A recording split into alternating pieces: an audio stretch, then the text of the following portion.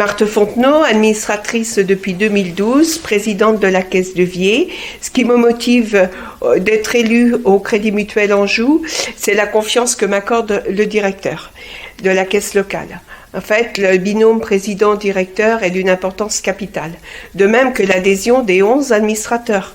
Le fonctionnement repose sur la notion d'équipe, de travail collectif, de dialogue, d'écoute. Personne n'est laissé de côté, chacun a sa mission. Au niveau de la fédération, c'est évidemment la confiance que m'accorde la directrice générale Isabelle Pitot ainsi que son président Philippe Tuffreau. Depuis 2015, date à laquelle j'ai rejoint la fédération, plusieurs missions m'ont été confiées. Le parcours de formation de l'élu fédéral, la caisse de Vier qui a été caisse pilote pour la mise en place de l'Agora, et surtout la proposition d'être membre de la fondation du Crédit Mutuel Alliance Fédérale, depuis sa création le 31 mars 2021. Voilà ce qui me motive. Alors, le référent institutionnel, en fait, est le garant de la vie coopérative et mutualiste. Il accompagne les référents institutionnels de toutes les caisses.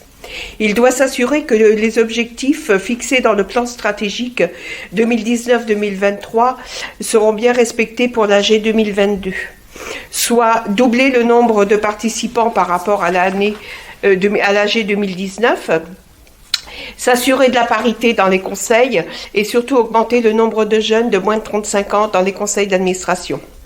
Lors des réunions que nous avons organisées par Skype, il a pu répertorier les bonnes pratiques et initiatives des caisses locales, notamment l'appel aux sociétaires, assurer les permanences entre élus pour les votes aux AG, organiser des portes ouvertes dans les caisses, organiser des réunions des associations locales, etc.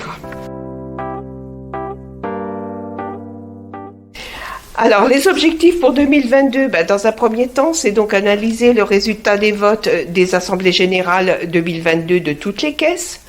Il faudra prévoir des réunions en présentiel avec tous les référents institutionnels afin de mettre en place un dispositif pour atteindre les objectifs du plan stratégique pour 2023. C'est-à-dire le recrutement des nouveaux élus de moins de 35 ans, vérifier la parité et obtenir de plus en plus de votes.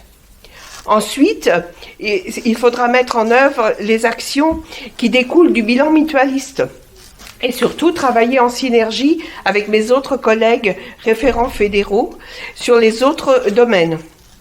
Il faudra également organiser avec les référents des caisses locales des réunions des associations locales afin de leur présenter tous les outils qui sont mis à leur disposition.